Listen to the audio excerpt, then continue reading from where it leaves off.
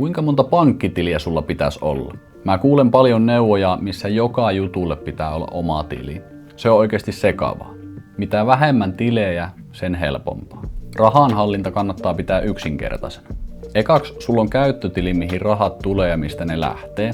Toiseksi sulla on hätävarakassa, mihin ei kosketa kuin hätätilanteessa. Tätä suosittelen pitämään talletustilille, mistä sitä voi kuitenkin tarvittaessa nostaa. Kolmanneksi sulla on erillinen säästötili esim. Lomamatkoja tai isompia hankintoja varten.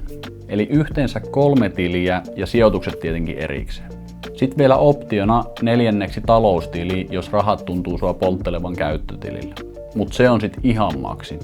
Ja tähän avuksi tietenkin budjetticoachin sovelluksella budjetointiin, niin pysyt kartalla missä mennään. Kommentoi alle, montako tiliä sulla on käytössä tällä hetkellä ja miksi.